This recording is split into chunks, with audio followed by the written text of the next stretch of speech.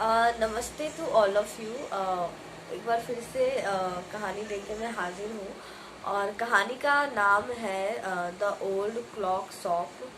ठीक है, तो नाम से ही पता चल जा रहा है कि घड़ी की दुकान है और उसी पे कहानी निर्धारित है। कहानी जो प्लेस है वो यूएसए है और यूएसए है और क्रिसमस ईव है। बर्फ़ की चादर जो है वो बिछी हुई है, दुकानों पे बिछी हुई, दुकानों के जो रूफ होते हैं उस पे है, नीचे ज़मीन पे चादर की तरह बिछी हुई है। और मिस्टर रे जो है वो ऑनर है उस दुकान के, काफ़ी बूढ़े हैं और उनको सुनने में तकलीफ़ होती है, इसलिए वो हमेशा अपने साथ एक नोट पैड रखते हैं, उस पर लिख के वो बातें करते हैं। ठीक है, अब ये तो हो गया पहला हिस्सा। दूसरा हिस्सा में क्या होता है कि वो एक घड़ी पे काम कर रहे होते हैं। ठीक है, और वो घड़ी जो है वो काम उस पर कंप्लीट होता है तो वो अंदर रूम में जा रहे हैं। जैसे ही रूम में जाने वाले होते हैं तैसे ही बाहर से दरवाज़ा से खुलते हैं और ठंडी हवा जो है वो अंदर आती है। मिस्टर रे समझ जाते हैं कि कोई आया हुआ है तो वो जाते हैं, अटेंड करते हैं उसको कि कौन आया हुआ है भाई। तो उसके बाद जब वो अटेंड कर रहे हैं उसको वो आते हैं। ठीक है, फिर वो कुछ खरीदना नहीं चाहते हैं, बेसिकली उनको पैसे की ज़रूरत है। He is a needy. ठीक है, और वो आए हैं मिस्टर रे के सामने ताकि कुछ ले सके।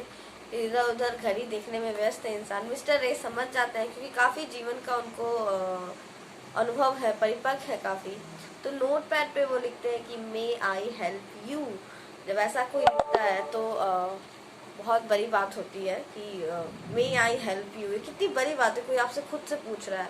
और यही इंसानियत है असली मायने में। कोई आपसे पूछता है कि क्या मैं आपकी मदद कर सकता हूँ, वो एक इंसान है। पहले तो आप ये समझ लो। ठीक है, वैसे इंसान को कुछ नहीं तो थैंक यू तो बोल ही दो। ठीक है, जो लास्ट में फाइनली जो है ये दो इंसान जो है वो थैंक यू बोलते हैं।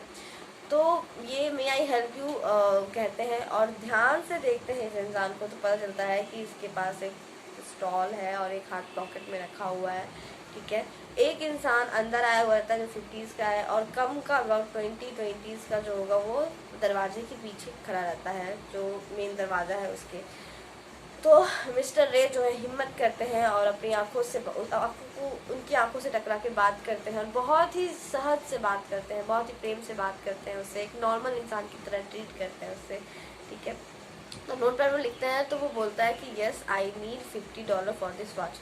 वॉच का जो रेट रहता है वो $50 नहीं रहता है। ठीक है, लेकिन मिस्टर रे जो है वो उसको दे देते हैं क्योंकि उनको ज़रूरत होती है। ठीक है, और फाइनली वो जो है उनको थैंक यू बोलता है। मिस्टर रे भी काफ़ी हैप्पी रहते हैं, खुश हो जाते हैं दूसरों की मदद करके। और सच मायने में खुशी तभी मिलती है जब हम किसी की मदद करते हैं, दिल से मदद करते हैं और हमारा जो मदद करो वो फ्रूटफुल हो जाए। जैसे मेरी कोई मदद कर रहा है और मैं ऊंचाई तक पहुंच गई, या मैं किसी की मदद कर रही हूँ उसका भला हो जाए, तो सच में इंटरनली खुशी होती है। हाँ, ये मान लो मदद किया और भाग गया कोई तो वो अलग चीज़ है। ठीक है, तो इससे दो चीज़ मुझे लगा कि मिस्टर रे की एक खासियत थी, मैंने लिखा भी है, he could not say no to the needy people. ठीक है, तो मुझे एक इंसान का याद आ गया कि मैं एक ऐसे इंसान को जानती हूँ जो किसी को भी मदद में ना नहीं कहता। मैं नाम नहीं लूँगी, ठीक है, लेकिन मैं जानती हूँ। ठीक है, तो मैं जानती हूँ तो मैं लकी हूँ क्योंकि ऐसा इंसान ज़िंदगी में होना बहुत ज़रूरी है, जो दूसरों को हेल्प करने को ना कभी ना कहता हो। ठीक है, और दूसरा पीस ऑन अर्थ। ठीक है, शांति बनाए रखने के लिए जो भी हो सके वो करना चाहिए। गुडविल टुवर्ड ऑल, सबके लिए अच्छा सोचना। ठीक है, तो आई होप कि दुनिया में बहुत सारे लोग मिस्टर रे की तरह हो।